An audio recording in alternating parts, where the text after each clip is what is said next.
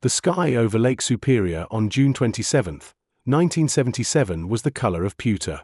Cold, metallic, and unmoving. From the shore of Duluth, the water looked thick enough to hold secrets. At the edge of that stillness stood Glensheen Mansion, its limestone facade washed pale against the grey. Inside its 39 rooms, the lights glowed softly through drawn curtains. It was the home of Elisabeth Congdon, widowed heiress, philanthropist, and last surviving daughter of one of Minnesota's most powerful industrial families. At 83, she was frail, gentle, and scheduled to be served tea in bed at precisely 7 a.m. She never tasted it. When her nurse arrived with the morning tray, she found silence. Upstairs, Elisabeth lay on her back beneath a silk quilt, a patterned scarf knotted around her neck. Beside her, a lamp had toppled onto the carpet, its bulb still warm. Down the hall, another body, Velma Pietila, the night nurse, was crumpled near the staircase landing. There was no sign of forced entry. The windows were locked. The only sound in the mansion was the low hum of Lake Superior pressing against the shore. Outside, dawn began to thin the fog along the drive.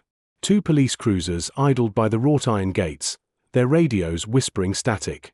The Congdon name had always meant order, money, civility. Even the officers moved more quietly than usual as they crossed the tiled foyer. The grandeur of Glensheen seemed to resist intrusion. Persian rugs, oil portraits, mahogany banisters polished to a mirror sheen, but beneath it all, something foul had entered. Duluth hadn't seen a homicide in weeks, certainly not one inside a house like this. Word spread before noon, the state's most famous heiress had been murdered in her bed. For much of the day, the house remained frozen. Detectives marked footprints in chalk, photographers moved through the halls like ghosts. Each flash lit up the curated artifacts of a vanished century. Chester Congdon's mining maps, Clara Congdon's china, the hand-stitched curtains Elisabeth's staff laundered every Friday. The estate manager stood outside the bedroom door, weeping quietly into a handkerchief. He'd served the family for 40 years. He couldn't imagine who would want harm in a place built on kindness. But Glensheen, for all its charm, was never just a house. It was a fortress built on legacy, on iron ore, shipping lines, and the careful distribution of generational wealth. Its owner was more than a socialite. She was a symbol of permanence in a region that had long traded stability for survival. To murder her was to strike at that illusion. Somewhere between the drawing room and the servants' stairs lay the line between affection and inheritance, between gratitude and greed. The investigators didn't yet know it, but that line would point them toward a family member. That morning, as the coroner's van pulled away from the mansion, the mist over the lake began to rise. Inside, the air still smelled of lilac perfume and extinguished lamps. No one could explain how a killer had entered a locked estate, murdered 2 women, and vanished without a trace. Yet within the week, detectives would begin to trace the scent of desperation across state lines. To Colorado, to a marriage drowning in debt, and to a woman who had everything to gain from the silence now hanging over Glensheen's halls. Long before the morning Glensheen went silent, the Congdon name meant something nearly divine in Duluth. Chester Adgate Congdon arrived there at the turn of the 20th century with a lawyer's sharpness and an industrialist's hunger. He invested in iron ore mining on the Mojave Range, built railroad lines to carry the ore to Superior, and poured his profits into a dream home for his wife Clara and their 7 children. Construction began in 1905.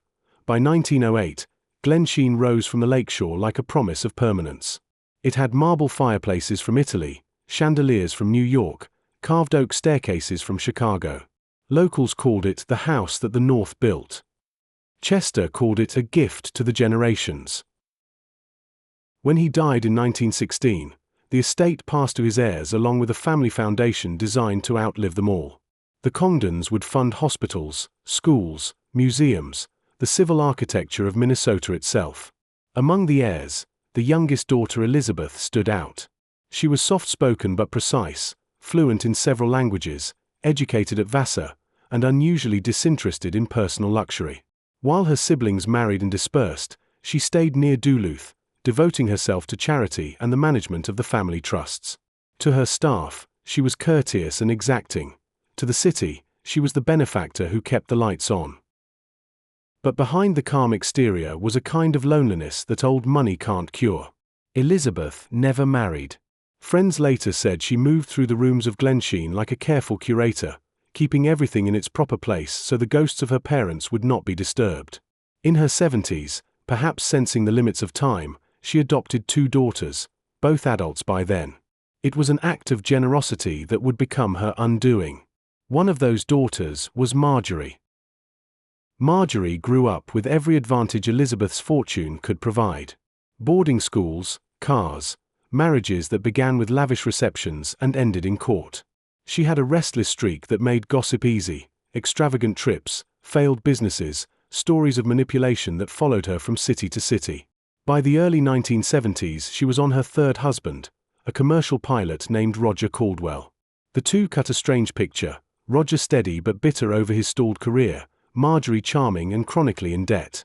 They lived mostly in Colorado, far from the lakes and iron mines that paid for their lifestyle, but the money came from Duluth. From Elisabeth. Letters between mother and daughter from that period show tension disguised as politeness. Elisabeth wrote about taxes and property upkeep. Marjorie responded with requests for loans. In 1976, after another of Marjorie's ventures collapsed, Elisabeth's patience began to fray. The family attorney noted in his diary, he worried about MS demands becoming incessant.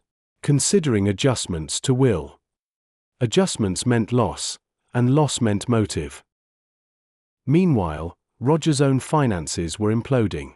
Friends said he felt humiliated living on his wife's inheritance and viewed Elisabeth as the obstacle to independence. He began talking about what happens when the old lady's gone, half joking, half serious. No one reported it because in families like this, money tensions are invisible until they explode. By spring 1977, Elisabeth had taken on live-in nurses due to her failing health. Her estate, conservatively valued at $8 million, tens of millions in today's terms, was arranged to distribute monthly allowances to her heirs, with the principal held in trust. To Marjorie, it looked like endless wealth trapped behind paperwork. She wanted control, not installments. On paper, Glensheen was serene. Tulips along the front path, caretakers mowing the rolling lawns, the heiress dictating letters to her secretary. Yet behind the staff's courteous smiles, tension vibrated. Elisabeth confided to one nurse that she felt watched. Another reported a phone call late at night where the old woman sounded frightened. Within weeks, those whispers would harden into evidence. Because in the last week of June, someone bought a plane ticket from Denver to Minneapolis under an assumed name. Someone checked into a roadside motel near Duluth using cash. And someone carried a small hammer wrapped in cloth. The lake that had mirrored the Congdons' fortune for 70 years was about to reflect something darker. On June 24, 1977, 3 days before the murders, a man walked into a small travel agency in Denver carrying a folded newspaper and an envelope of cash. He booked a one-way flight to Minneapolis under the name R.A. Cook. No one asked for identification. In the 1970s, airports trusted faces and handwriting. The man carried only a single bag, weathered brown leather, the kind that fit under a seat. Airline records later confirmed the ticket was paid for with bills that smelled faintly of oil, as if kept in a garage drawer. At home, Marjorie told neighbors Roger had gone to visit relatives. She spent the weekend gardening, making phone calls, dropping hints about new money coming soon. She even mentioned changes to mother's arrangements, though Elisabeth hadn't spoken to her in weeks. Her tone, according to one friend, was light, almost relieved. Roger arrived in Minnesota after nightfall. He rented a beige Chevrolet from the airport and drove north through small towns and unlit highways until the lake air turned colder. By the time he reached Duluth, the city had gone to sleep. He checked into the Hotel Duluth under a false name, paying cash again, and left before sunrise. The following day he bought a hammer and a length of rope at a hardware store. The clerk remembered him because he wrapped the hammerhead himself, tight with paper, before putting it in a bag. When asked why, he smiled and said, "For moving furniture." The clerk didn't press further. Small towns survive on politeness. Back in Colorado, Marjorie made sure she was visible. She called acquaintances, attended a small dinner, and told one friend she was finally getting control of things. Her alibi was being stitched in real time, each conversation a thread. On the night of June 26, Duluth cooled into mist. At Glensheen, nurse Velma Pietila took her post for the night shift. Elisabeth, as usual, went to bed early after dictating a few letters. The house locked itself at 10. There were only two ways in, a small servant's entrance at the rear, and the sun porch door near the lake. Both required keys kept in the kitchen drawer. Sometime after midnight, a car rolled quietly up the drive. Its headlights were off. A shape moved along the hedges, toward the porch. One window was left unlatched, not wide enough for comfort, just enough for determination. Investigators would later reconstruct the rest from evidence: scuff marks on the sill, a single glove left in the mud, shoe prints leading to the main staircase. In the dark, footsteps ascended carpeted stairs that muffled even the smallest creak. Down the hallway, Velma heard something, a floorboard, a shift of air, and stepped out. Her flashlight beam caught a figure for half a second. She may have recognized the outline, because she called out a name before the light snapped away. No one heard the sound that followed. By morning, the lake had swallowed the night's fog, leaving the mansion bright and still. Elisabeth's tea tray sat untouched outside her bedroom door. The first nurse of the day found her there, the scarf drawn tight, the room heavy with perfume and the scent of extinguished life. In the hours that followed, the Congdon estate transformed from sanctuary to crime scene. Police found the broken reading glasses, the displaced lamp, the footprints that ended abruptly near the side path. Every detail suggested someone who knew the house, where to find the keys, where the alarm wires ran, which steps didn't creak. It was surgical, almost intimate. By the end of that day, detectives were already tracing the edges of a family line that reached from Duluth to Denver. Bank records, phone logs, inheritance clauses, all pointed in one direction. A daughter who wanted control. A husband who wanted her approval. And a fortune large enough to justify anything. The morning after the bodies were found, detectives from Duluth's Homicide Division established a command post inside the mansion's carriage house. They began with the simplest fact: the locks had not been forced. Whoever entered that night had either a key or knowledge of where one was kept. The small kitchen drawer where spares usually lay was open, and the key to the sun porch door was missing. Nothing else in the house suggested theft. Jewelry, silver, cash, all untouched. This was not a burglary. It was a message. The family attorney, summoned within hours, arrived pale and shaken. He confirmed that Elisabeth's will had recently been amended to protect the estate from unwise expenditures. Translation: Marjorie's allowance was being tightened, and she would no longer have access to the principal of the trust. The adjustment had been discussed with her but not finalized when Elisabeth was killed. If the heiress died before signing the papers, Marjorie's full inheritance remained intact. That single legal detail converted motive from theory to proof. Detectives reached out to Marjorie in Colorado. She sounded surprised but not distraught. When told that her mother and Velma had been found dead, her first question was about funeral arrangements, her second about the estate's immediate management. Officers noted the absence of grief. When asked her whereabouts on the night of June 26, she replied that she'd been at home with Roger. But Roger, they soon learned, was missing. Within days, Duluth police traced the hotel registration card signed R.A. Cook. Handwriting analysts compared it to samples of Roger Caldwell signatures on checks. The slant, the looped A, the heavy pressure on the D were identical. At the same time, investigators recovered a crumpled airline itinerary from a wastebasket at the Caldwell's Colorado home, one leg of travel matching the date of Roger's secret flight. When confronted, Marjorie insisted her husband had been away on business. Roger, located in Wyoming a week later, told officers he had driven to Minnesota to clear his head. His story changed 3 times in a single interview. The Duluth papers devoured every development. The News Tribune ran front-page headlines: "Heiress murdered in Lakeside Mansion." Within a week, national outlets arrived, turning the city's quiet hills into camera lines and satellite vans. The Congdon tragedy fit perfectly into a country obsessed with wealth, morality, and crime. The polite citizens of Minnesota watched in disbelief as the most admired name in the state became tabloid currency.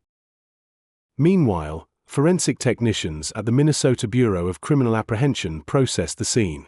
A set of fingerprints on a silver candlestick in Elisabeth's room matched Roger's right index finger. Traces of Velma's blood were found on a towel discarded near the rear door.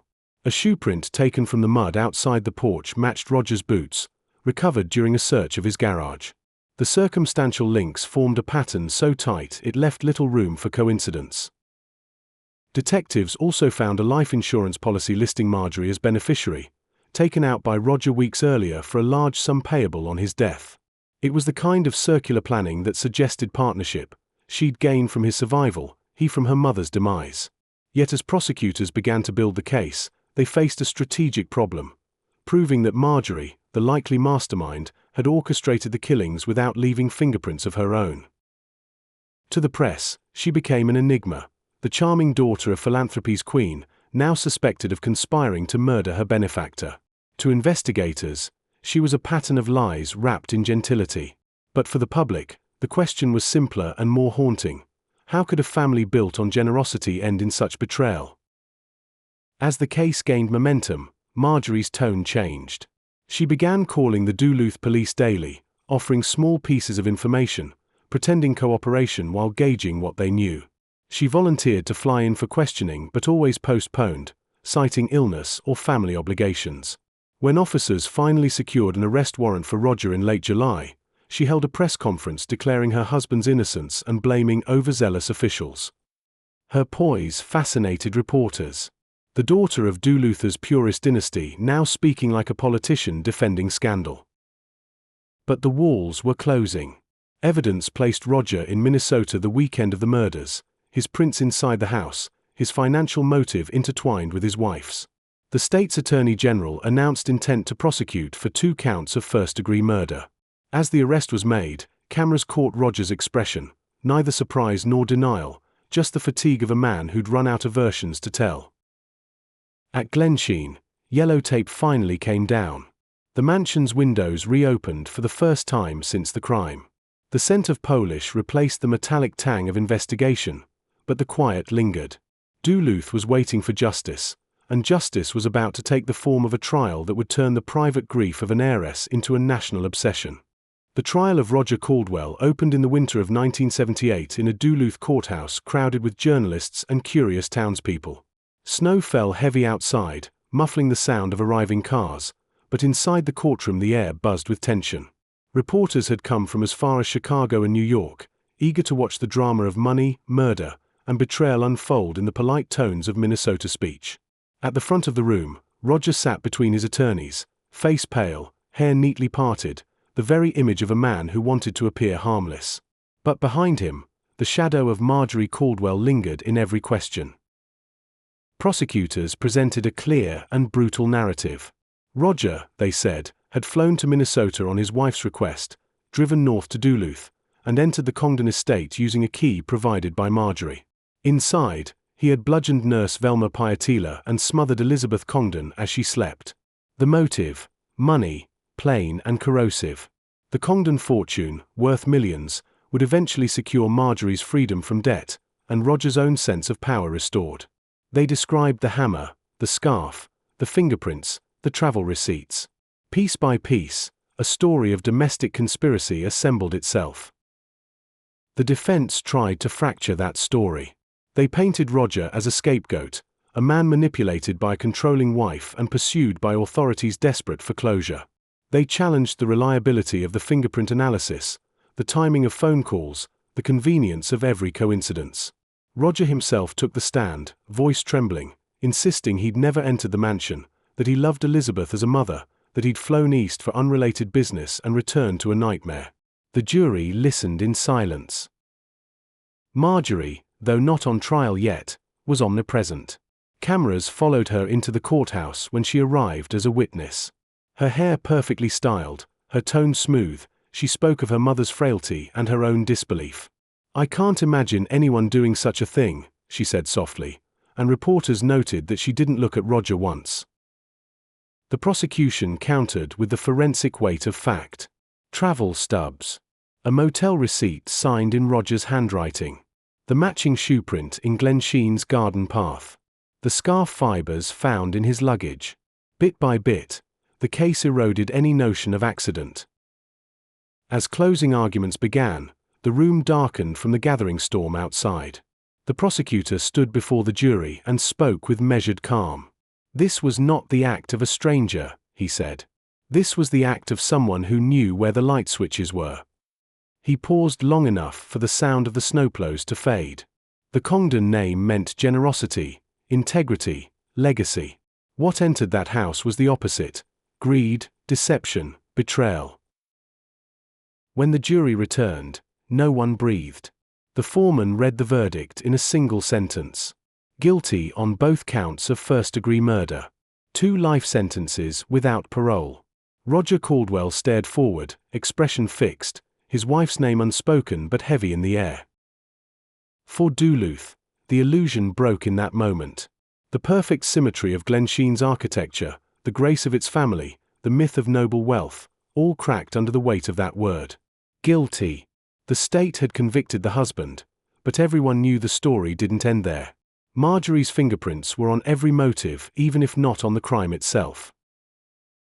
If stories like this, where wealth curdles into betrayal and bloodlines collapse under their own gold, keep you watching, subscribe to Glen. Because every mansion hides a murder someone thought money could silence. The cameras outside the courthouse caught the final image of Roger being led away in cuffs as the snow thickened. Marjorie gave one brief interview, her lips curved in a faint, unreadable smile. "My husband is innocent," she said. "The truth will come out." Then she turned and disappeared into a waiting car. That night, the wind off Lake Superior howled through Duluth's empty streets. Inside Glensheen, the house remained sealed, its windows dark, the lake reflecting nothing. The trial had ended, but the story of the heiress in her bed was far from over. Because Marjorie Caldwell Hagen was about to prove that guilt, in America, can be outlived. The conviction of Roger Caldwell satisfied the newspapers but not the lawyers. Almost immediately, defense attorneys filed appeals, arguing that the evidence was circumstantial, the fingerprint testimony flawed, the emotional weight of Elisabeth Congdon's name too heavy for an impartial verdict. While Roger sat in a cell 200 miles from Duluth, Marjorie hired a new legal team and began a charm offensive in the press. She gave interviews describing herself as a devoted daughter persecuted for her husband's mistakes. The image worked. By the time prosecutors prepared to try her separately for conspiracy to commit murder, public sympathy had begun to shift. Marjorie's trial opened in 1979 and drew even larger crowds than Roger's.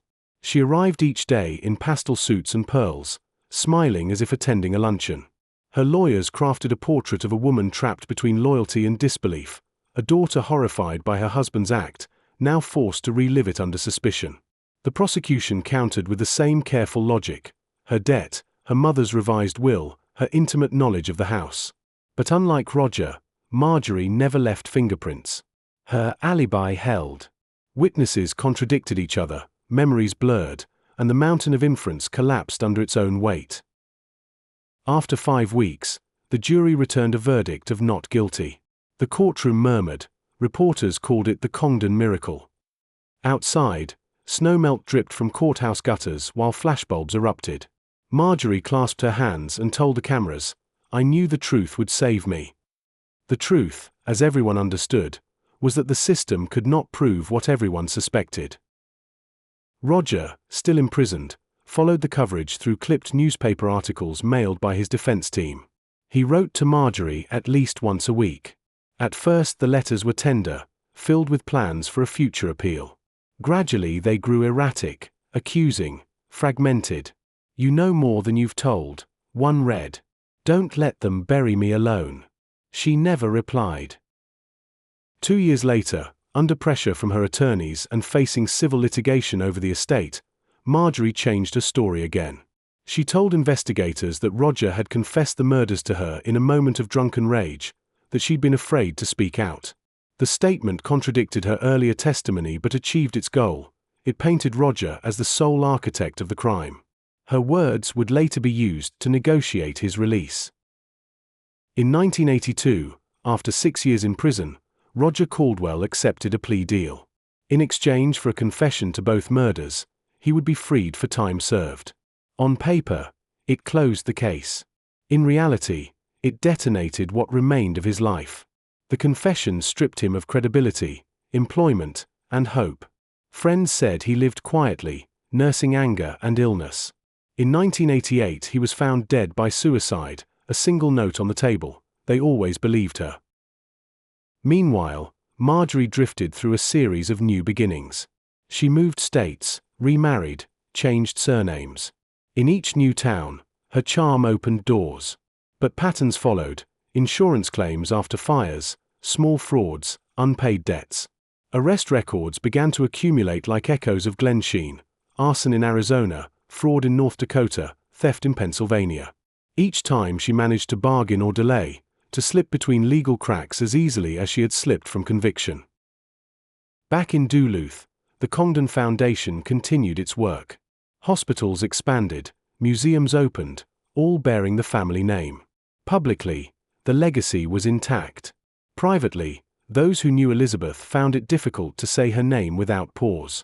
Her death had become more than a crime. It was a parable about the corrosion of privilege, the distance between charity and control. The heiress who gave her life to the public good had been undone by the private rot within her own bloodline. As the decade turned, tourists began requesting to see Glensheen. The university that managed the property debated whether to reopen it. Some argued it should remain sealed as a memorial. Others believed the mansion's beauty should not be defined by its tragedy. Eventually, the decision was made: Glensheen would open to the public as a historic house museum. But dissents were instructed not to discuss the murders unless asked directly. History, officially, would emphasize architecture. That compromise defined the decades that followed. Visitors walked through the grand halls, admiring the oak panels and lake views, while whispers filled the air, soft questions about the bed, the scarf, the daughter who got away. The guides never answered fully. Glensheen had become both artifact and wound, preserved but unhealed.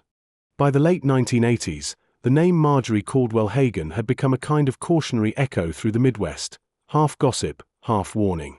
To the press, she was the Black Widow of Duluth, a phrase she publicly dismissed but privately relished. She moved often, always leaving behind unpaid bills and bewildered acquaintances who described her as so normal, so convincing. Each fresh start began with charm and ended with suspicion. She seemed to drift through communities like a test of their vigilance.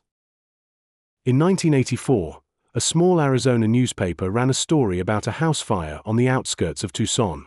The homeowner, recently widowed, escaped unharmed but claimed she had been targeted. Investigators quickly determined the fire was arson and that the insurance claim, filed days before the blaze, contained falsified documents. The homeowner's name was Marjorie Hagen. She was arrested and charged with attempted arson and fraud. Her demeanor in court was unchanged: composed, polite, wearing the same faint smile that had carried her through Duluth's spotlight.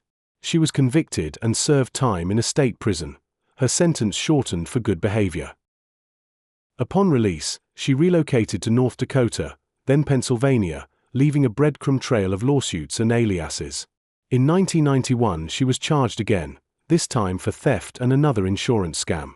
Reporters covering the case noted how jurors whispered the word Glensheen when she entered the courtroom, as if invoking an unfinished chapter. She pled guilty, served another short term, and emerged once again into obscurity. The pattern was almost mechanical: wrongdoing, exposure, rebranding, repetition.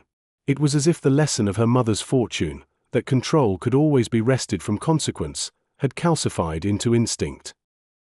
Meanwhile, Glensheen Mansion grew into a monument for a city unsure how to feel about it. The University of Minnesota Duluth restored the gardens and opened daily tours.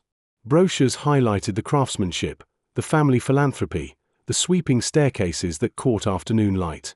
But for most visitors, the real draw was unspoken. They came to stand in the hallway where Velma Pietila fell, to peer into the room where an heiress breathed her last, and to feel, for a moment, the chill of proximity to privilege gone wrong. The guides maintained the official script: Chester's vision, Clara's art collections, Elisabeth's charitable works. Only when pressed by persistent guests did they acknowledge the murders. Even then, the language was clinical: tragic events, unresolved questions. But among the staff, a quiet folklore developed.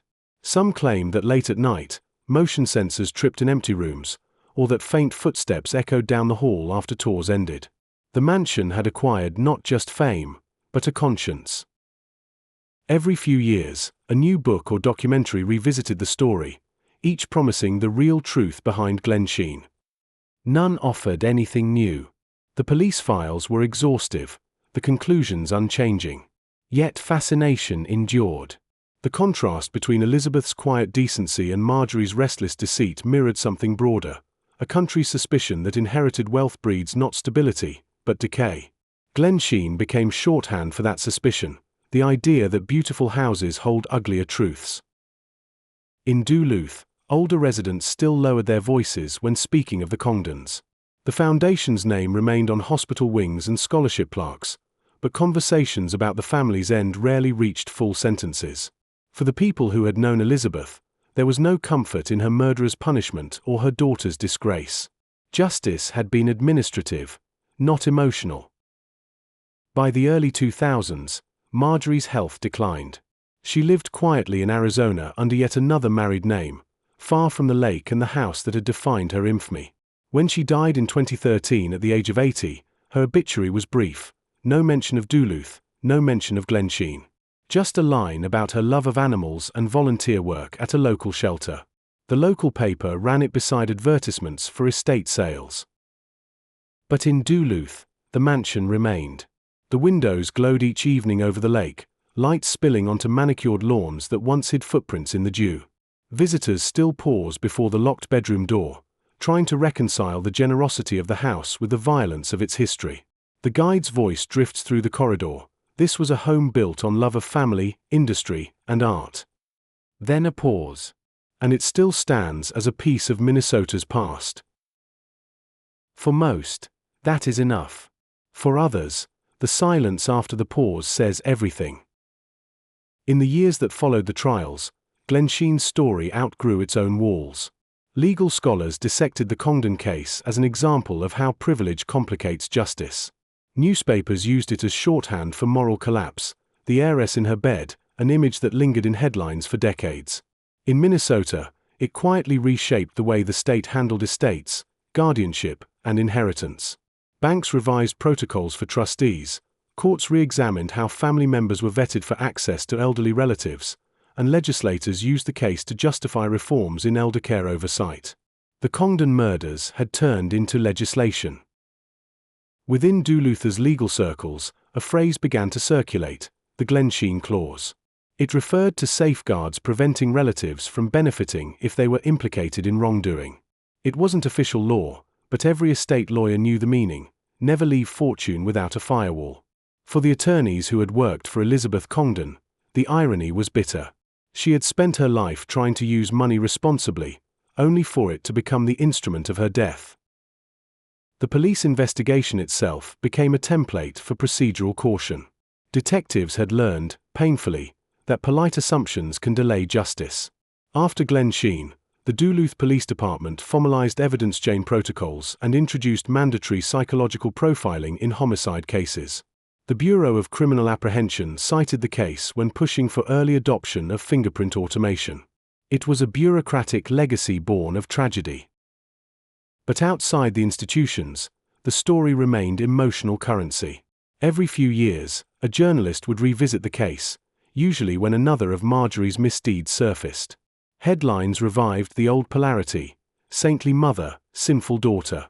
Television producers loved the symmetry: the lake, the mansion, the betrayal. Glensheen appeared in crime anthologies, documentaries, podcasts, each retelling freezing Elisabeth forever in her four-poster bed. Her humanity was replaced by an emblem: money's final irony. For Duluth itself, the effect was quieter but deeper. The mansion had once symbolized civic pride. After the murders, it became the city's uneasy mirror. Tour guides told of visitors who stepped inside expecting grandeur and instead whispered that the house felt cold. Locals joked grimly that the Congdons had built Duluth's greatest tourist attraction by dying in it. Yet beneath the humor lay discomfort, the recognition that the city's prosperity had always depended on families like the Congdons, families whose fortunes came from extraction, both of ore and of labor. The murder had turned that dynamic inside out. The benefactor became victim, the inheritance became curse. In classrooms, professors used the case to explore moral philosophy. Could generosity born of industry's exploitation still be virtuous? Could a family legacy survive its own corruption? Students debated ethics. Their parents whispered about curses. The distinction hardly mattered. What endured was the symbolism, Glensheen as the place where good intentions met greed's inevitability.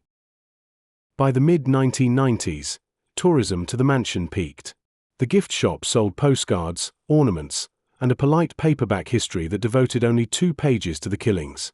It was deliberate. Duluth wanted elegance, not infamy. But visitors came for the infamy anyway. They wanted to see the staircase, the locked bedroom, the frozen moment. The guide script still forbade explicit detail, yet the silence spoke louder than any narrative. Every pause became a confession the city didn't want to make. And through it all, the Congdon Foundation continued distributing scholarships and grants, its ledger untouched by scandal. The money outlived the morality that created it, flowing quietly into art programs and hospital wings. Beneficiaries wrote thank you letters to a name whose story they barely knew. To them, Congdon meant opportunity, not tragedy. Perhaps that was the cleanest ending possible, a fortune recycled into something less personal, less cursed. But for those who remembered the crime, each photograph of Glensheen against the sunset carried a different meaning. The house stood unaged, its windows bright, the lake calm as ever. Yet anyone who knew the story understood that the beauty was camouflage.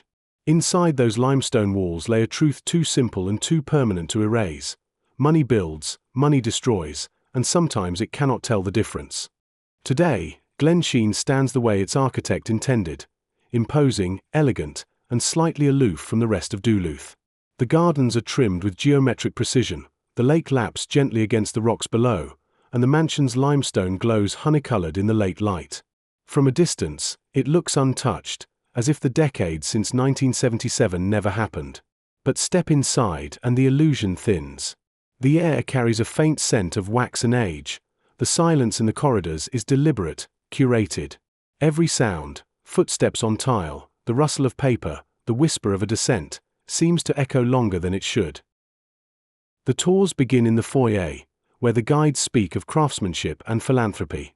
The Congdons are introduced as visionaries, their wealth described in careful past tense. Visitors nod politely, eyes already drifting toward the grand staircase where the story everyone really came for began. Some tourists try to hide their curiosity, others can't. They want to see the room. They've read about the bed, the scarf, the window left ajar. They came not for the woodwork, but for the residue of tragedy clinging to its perfection. The guides have a rule: the word murder is never used unless a guest says it first. When someone inevitably does, the guide pauses, lowers their voice, and acknowledges that yes, a tragic event occurred here. Then the script moves on, to portraits, chandeliers, architectural detail, as though grief was simply another design element. Yet every group lingers a little longer at the doorway of Elisabeth Congdon's bedroom. The bed that once stood there has been removed, replaced by an antique writing desk. The curtains are always drawn.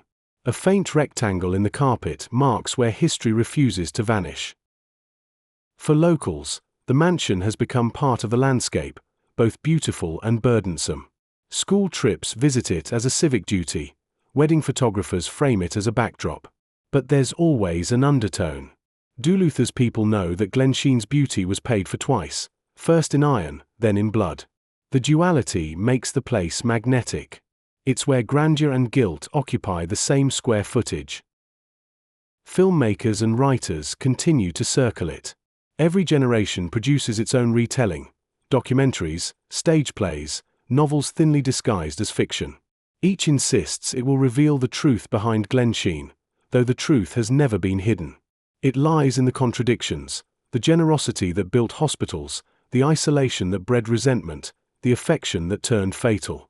The facts are settled, but the meaning keeps shifting. Psychologists sometimes use the Congdon case when discussing familial entitlement. Professors of architecture call Glensheen a textbook in American aspiration. Crime historians classify it as the moment the American Midwest lost its innocence. But for the tour guide locking up after dark, it's just a quiet house that refuses to be ordinary. They say sometimes, when the lights are off and the lake wind presses against the windows, the mansion seems to breathe.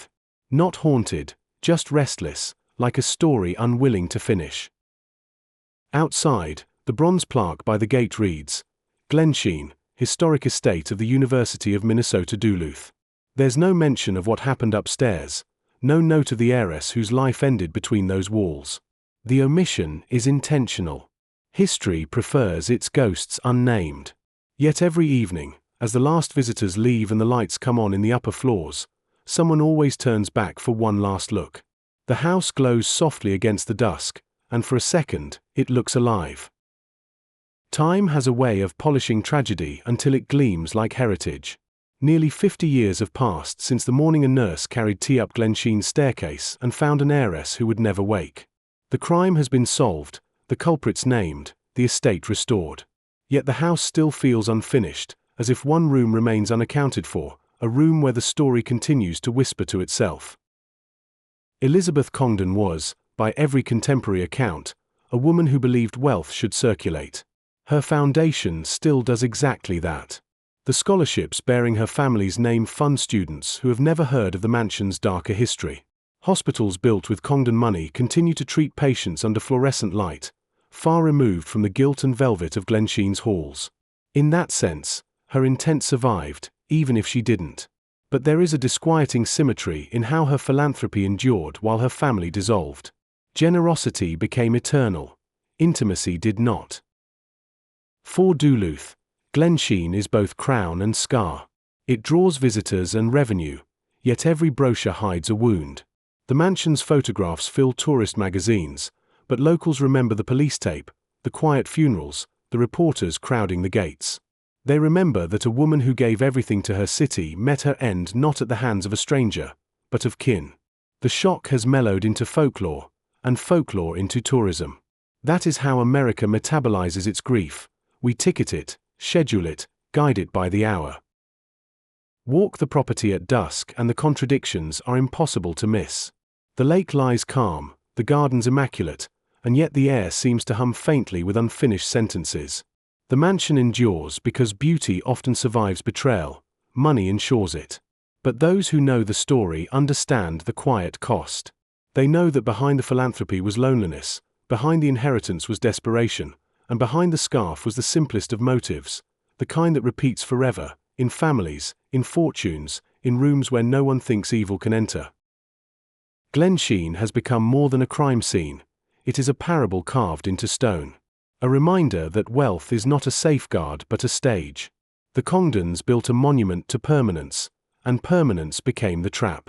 Elisabeth's legacy lives on in scholarships and restored corridors, yet the one thing she never intended, a fascination with her death, became the mansion's real inheritance. And so Glensheen remains, doors open, lights burning, the lake stretching endlessly behind it. Visitors pass through, hushed, respectful, imagining they can sense the exact moment the air changed on that June morning. They can't. Only the house remembers. It remembers in its silence, in the way it holds the light just a second too long. And if you like this story, check out the ones on your screen. The dark algorithm thinks you'll enjoy these too.